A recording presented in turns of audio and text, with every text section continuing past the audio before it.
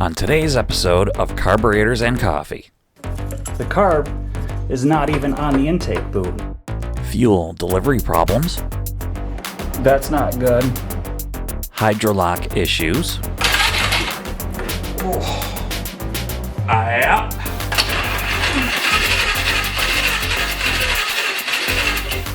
No spark.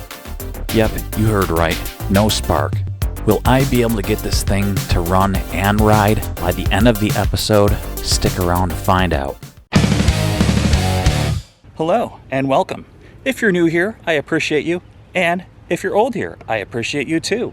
Today, we're gonna get this 2006 Sportsman 450. We gotta get it out of here. We gotta get it running. See, this is not mine. This is a buddy of mine.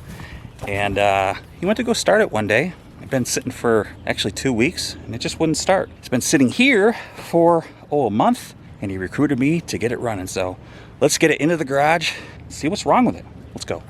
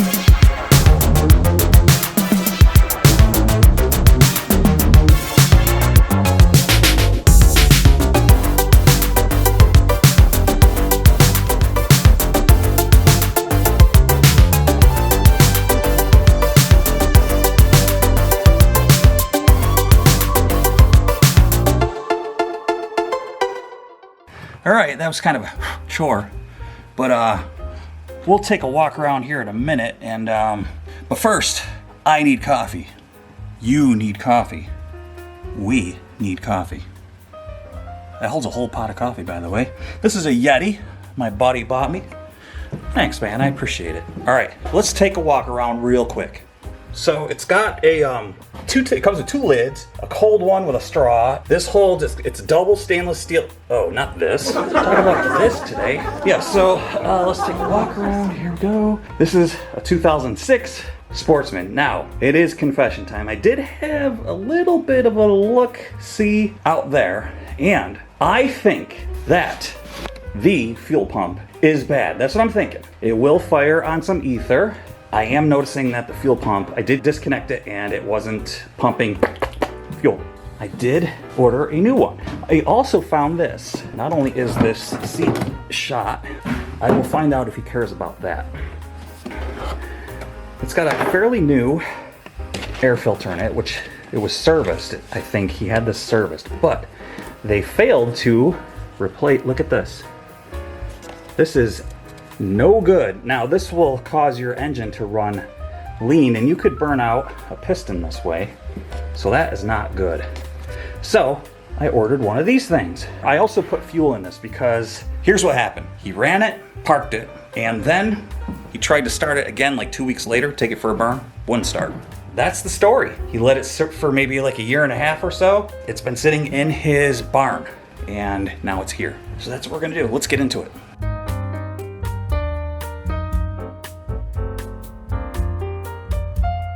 By the way, I know what you're thinking about this platform that I've got, this makeshift platform that I have on my scissor lift. You're thinking, that doesn't look very safe, but let me assure you, you're right, it is not safe.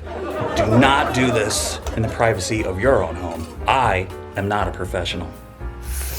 I think what I'm gonna do is just go ahead and replace the fuel pump because I already tried the old one and the old one didn't work.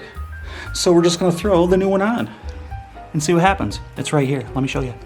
right there, guys. And these are pretty much the standard thing. And I wonder if this is the original fuel pump. Let me see here. Yeah, no, it is. It says Japan on it. Yeah, I think this is the original. But nonetheless, we are replacing it with an aftermarket because an original is like, I don't know, 130, something like that. eBay.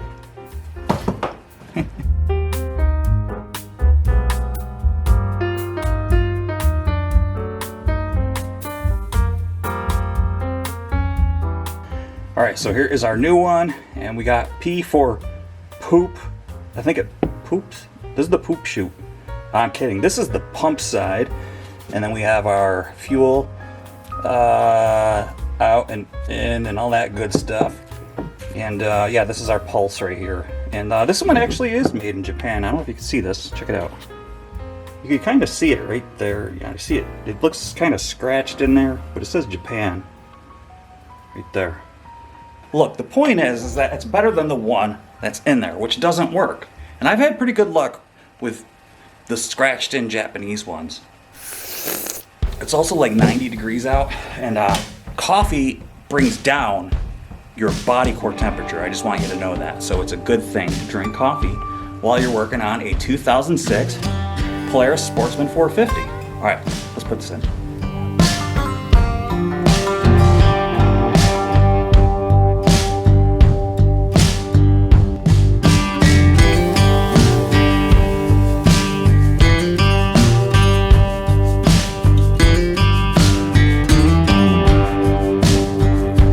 Alright, you guys, as you saw, there's an entire bracket that holds the fuel pump to the machine itself, and I was using a 10 mil socket, but they're actually, it's a 3/8 because that's American.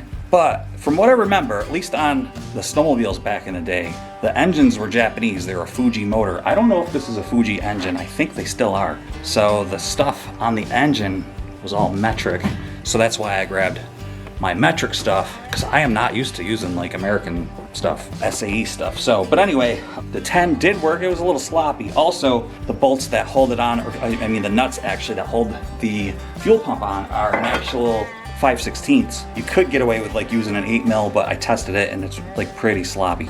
You could get in big trouble with that, so just use the correct stuff. Anyway, let's get this off here and swap it over. It looks pretty dirty. What I'm probably gonna do is open it up and see what's going on inside.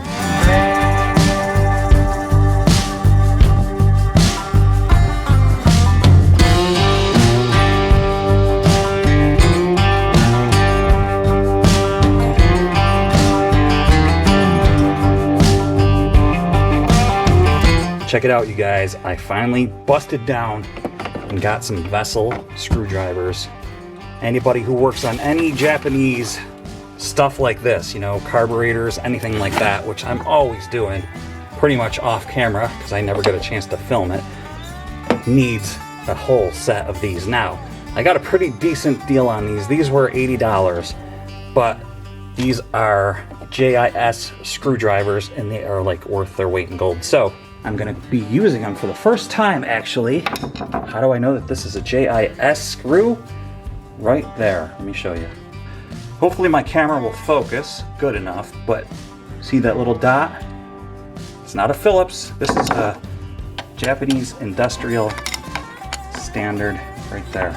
So I get to go ahead and break in my new screwdriver set. You're probably saying, Bill, what's the big deal? Why not just use the Phillips? Well, this will allow us not to strip out the screw. So many times on metric bikes you see Phillips heads that are just stripped out.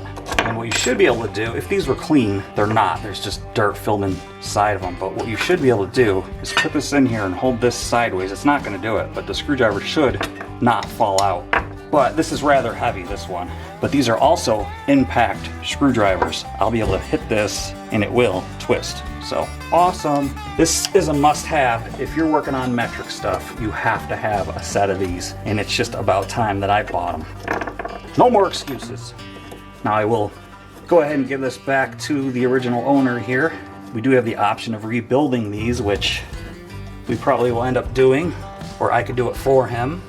They're really, really simple to do. There's just a diaphragm in here, And what I actually am hoping to see is some boogered up ethanol or some varnish stuff or something just maybe got in here. I don't want to see a healthy one, that's for sure. If not, we got some other problems.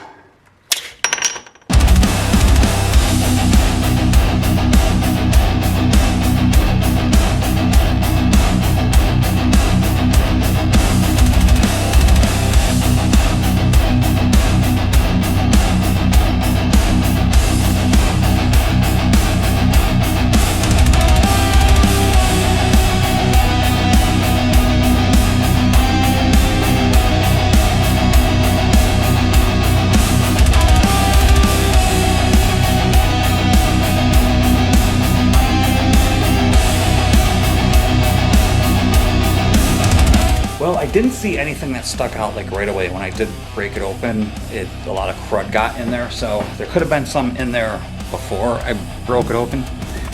Nonetheless, that doesn't mean that there wasn't something wrong with the diaphragm itself that wasn't pumping.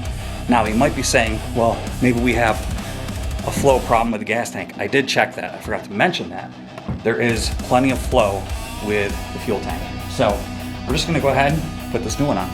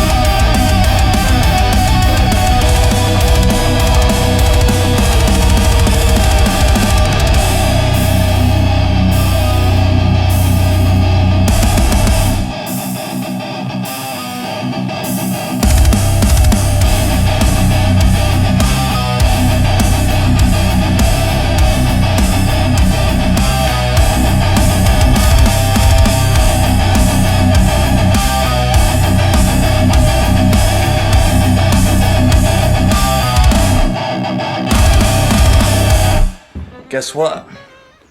That new fuel pump didn't work. The old fuel pump didn't work. But here's the thing. The old fuel pump probably worked because check this out. I had to take it apart. I just figured, well, if the fuel pump is not pumping, it's the pulse. And in order to get pulse, you need vacuum on the engine, you know? The engine, that's what provides the carburetor to send its pulse. And I probably would have never found this issue if I didn't take this thing apart. Right here, guys, I was gonna just go ahead and try to replace this and see if we can get pulse because this was open, and I'm like, that's not gonna do it. Here is our vacuum line that will run our fuel pump, okay? Look at this. The carb is not even on the intake boot. Now, I don't know if maybe he had a backfire and this popped off, or my guess is this was never seated properly in the first place. Maybe over time it was working its way out. Let's see, this seems to be, no, that's not even tight. And I think on the last ride he took, it probably maybe wasn't even running all that great. Maybe he didn't even notice, or it was running just fine. Then it sat, it was hot, it cooled down, and then this just probably popped off. And then now it's pulling air in right here. It's never gonna send enough vacuum to here to run the fuel pump. So now here's what I'm gonna do. I'm gonna go ahead and check our intake boot, make sure there's no cracks in it. Hopefully there isn't.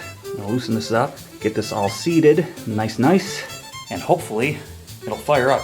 I think what I'll do is I'll just sort of put the fuel tank here. I am gonna shine a flashlight down in there to make sure that the tank looks good. There's plenty of flow, but maybe I'll just drain this tank out, run the fuel through a filter that I have, these paper filters, just to clean it out, make sure it's good. I'm not gonna mess with the petcock because when you take them apart, they start to leak. I'm not gonna mess with it. It seems to be working just fine. I think this is our issue. So this never would have really been found because the plastic is really blocking everything. I just had to take this apart. And if it runs and everything, I'm gonna pressure wash it just like this.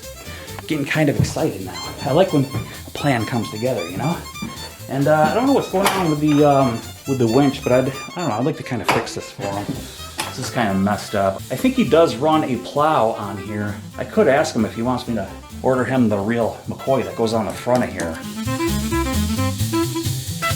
This is what's supposed to go on here. You know, you got these roller guides. That's what's supposed to be on the front there. See, I have both of my four-wheelers there, so this is a really wonky makeshift thing going on here. I'm not really sure what's going on with this. This is all messed up. This is kind of a homemade base plate, I think. I don't know, we'll see what he wants to do.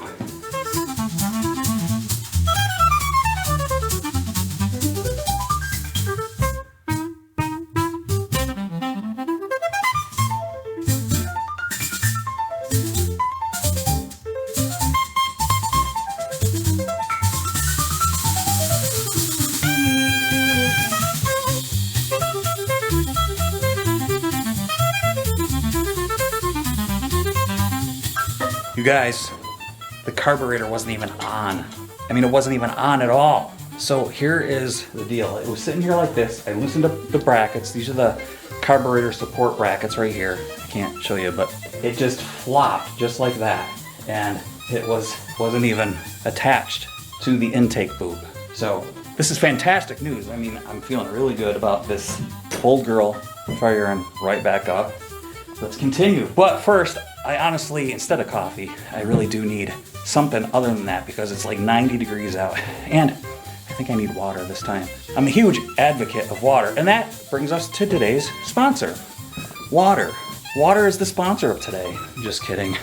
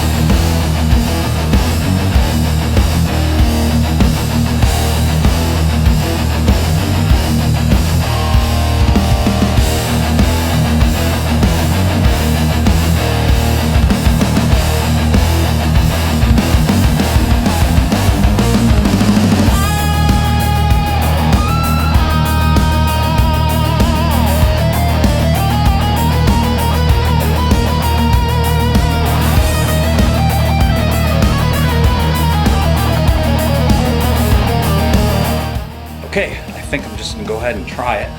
Got the gas tank on and everything's hooked up. There's no more procrastinating. Let's just go ahead and turn this thing over and try it. All right, let's do this.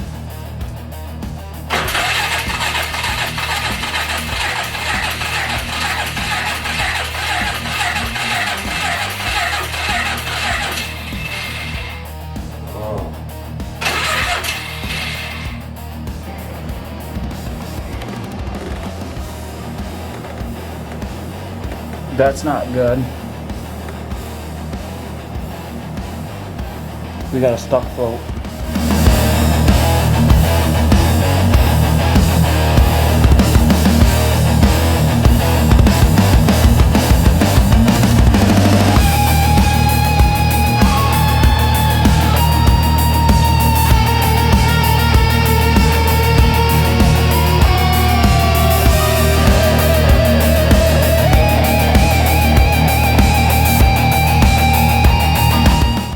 Hydrolock.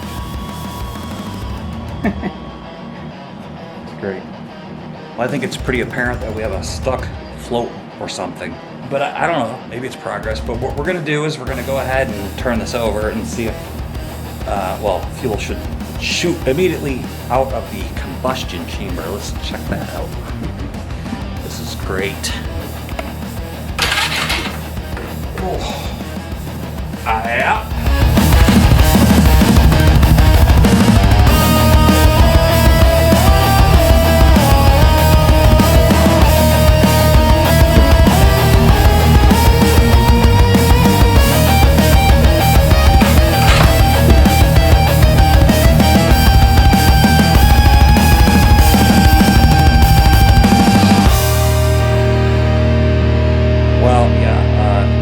Puked fuel into the combustion chamber, into the cylinder actually, and so now I'm gonna have to wait for it to dissipate because it's just puking it all over the place. I'm drenched in gas, but I think I'm gonna go ahead and take the carburetor off and see what's going on with the float.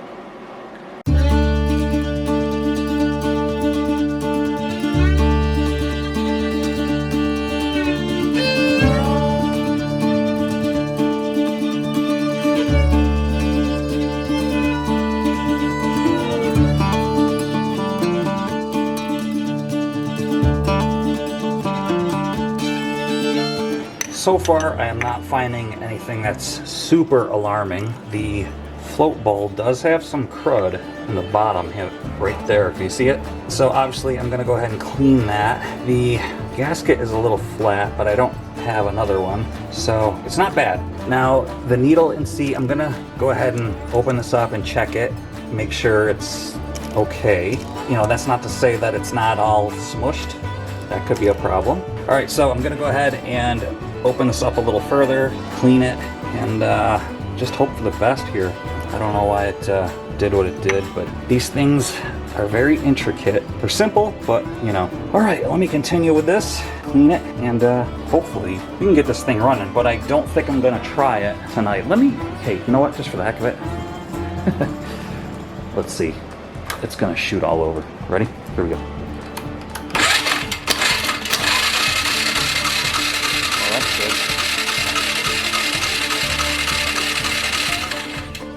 Well, that's good.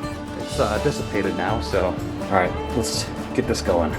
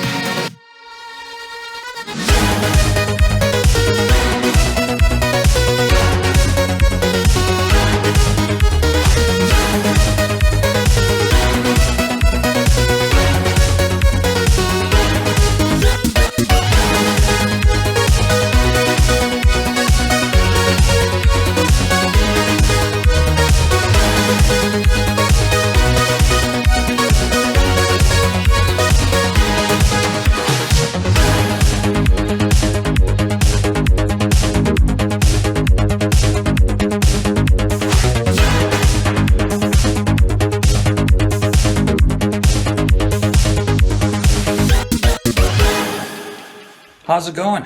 It's a new day, and I'm doing carburetor stuff, as you can tell, because, well, I just felt it needed a rebuild.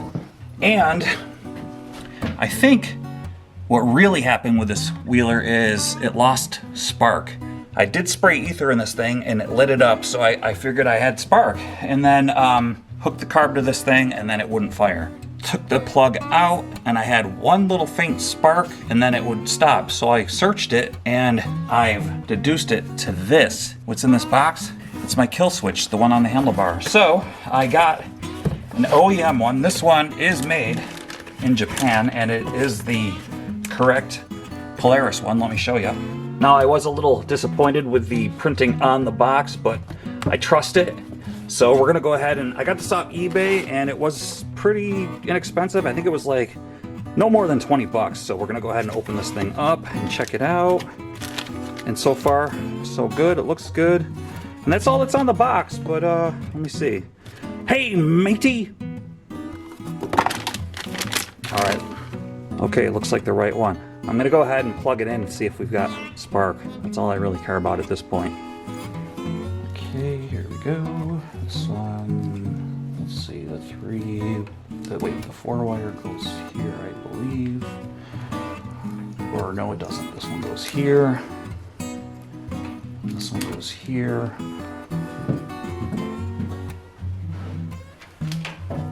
This. Please be spark.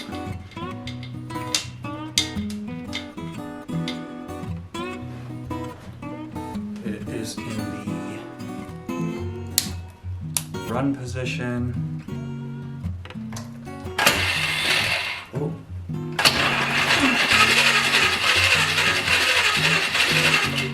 No spark. So this brings us back full circle, folks, to no spark. Does this thing maybe have like a safety feature? I don't know, let's try neutral. Will neutral get us spark? High, low, neutral.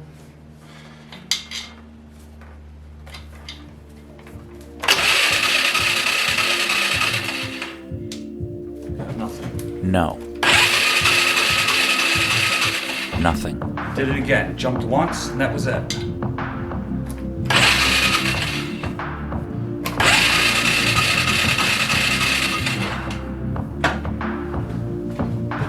Okay, I need to start chasing down wiring.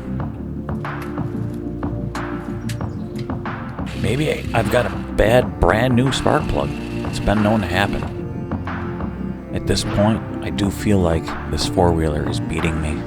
This is ridiculous. What's going on? It's days later. Days. It's probably like a week later. And I got an update for you. This thing is breaking my chops.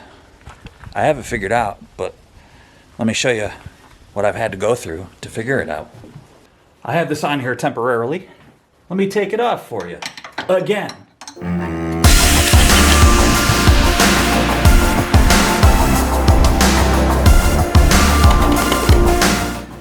All right, there's a dowel pin right here, and that sticks. So let's take this off, push the foot brake down. I came back here to make sure that the pickup was doing its pickup things, and I have this on here temporarily. I actually pulled this, and this is on temporarily. Here's our Bendix.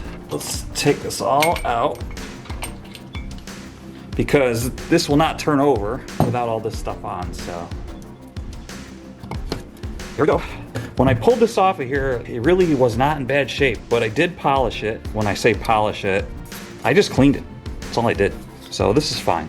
The pickup itself, this is of course magnetic. It had a bunch of debris in it, so I cleaned that off. The stator itself, that looked fine. I tested it, it seemed to be correct. So I was just thinking that it had a bunch of debris in between the pickup and the plate itself, which is here. So I put it back together temporarily, turned it over, and still no spark. So what do I do now? Well, I got some more Loctite. I'm gonna put that back together. The nut on that is 20 to 60 to 80 foot-pounds. So you go to 20, stop, then you go to 60, you stop, and then you go to 80. So that's what I'm gonna do now. I'm just gonna put it back together. I do know what's wrong with it, just so you know. I do have spark back. I'm gonna show you what it is, but I gotta put this back together first.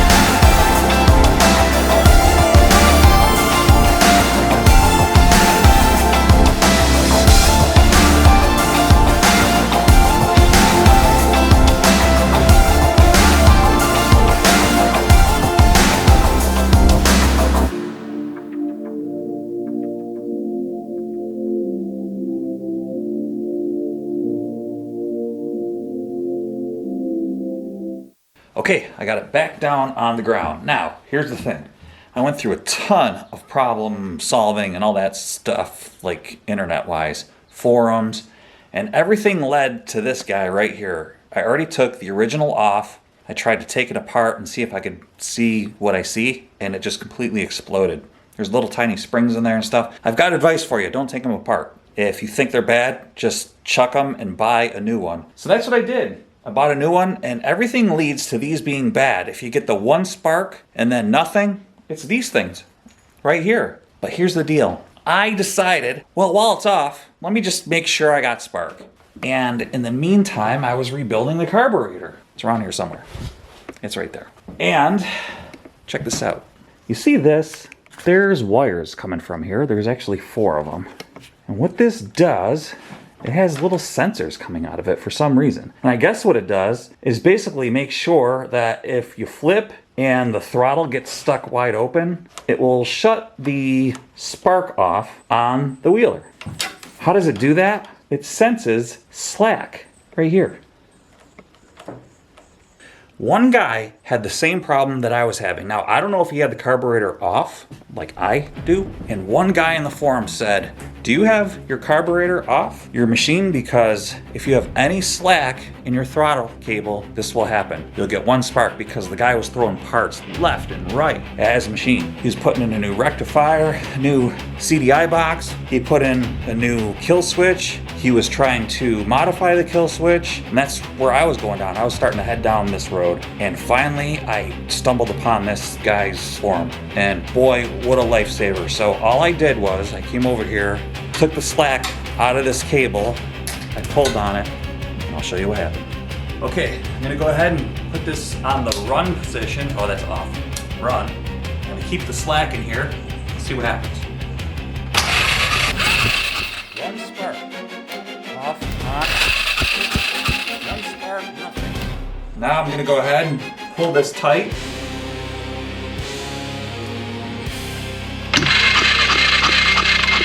Spark. So there you have it. I had spark all this time, and I was stressing for like 2 weeks, thinking we had a junk 4-wheeler. So now I'm gonna put the carb back on and ride.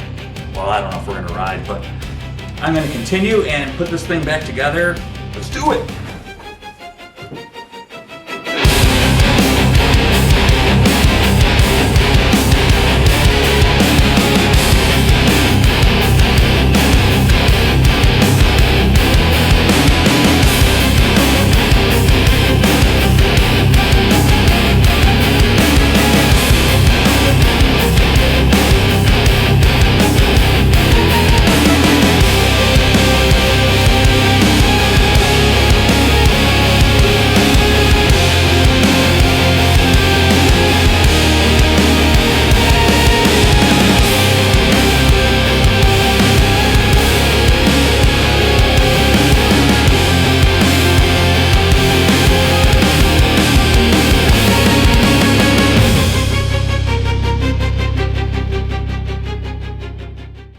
Okay, last time I had the carburetor hooked up, fuel started leaking out. Basically, hydraulic locked the cylinder and fuel was shooting out of it.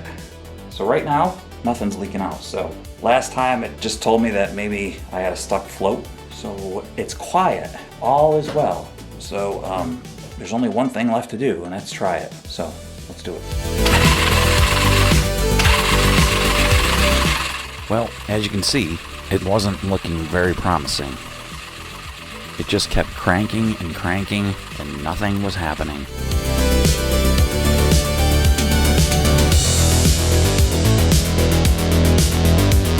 It did start on some ether, and that was a good sign, but still, it wasn't pulling any fuel. Well, that's a good sign. Just need gas. So I got to thinking, I'll bet there's air trapped in the fuel line. This thing needs to be primed. So I went over to investigate. Turns out, that's what it was. So I got the fuel line primed, hooked that back up. Now, let's see what happens.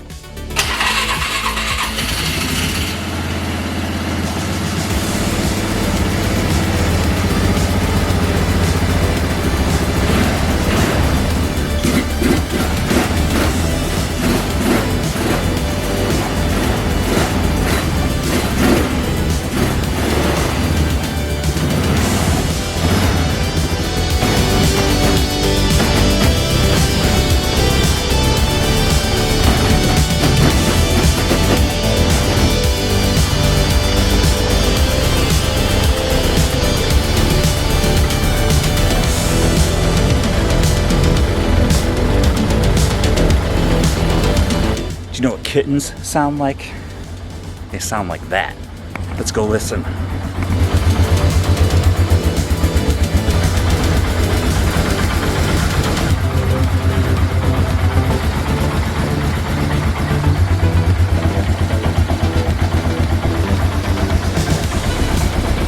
What's next, you might say, Bill? Well, let's put this thing back together and take it for a spin. Oh, I do have a new intake boot, because this one is shot. Let's look at this. I think I showed this to you already, but yeah, this is not gonna help this run any better. In fact, it's gonna make it run lean, and it could burn out a piston, but it looks like it has a nice new air filter, so that's good. And here is the new one, so we'll bust that out. This is great. Before I put it back together, I'm gonna take it out here. I'm gonna spray it down with the air hose and get all this crud out of it. I am going to put the air box back on. I think what I'll do, I'll pressure wash this thing, because I am gonna fix the winch on here, you know, soup it up, make it look nice. And it's gonna be fun putting it back together. Hopefully I remember. I should. It's pretty easy. I'm happy. Are you? So before I go ahead and put this thing all back together, the right thing to do is test ride it, right? So here I go.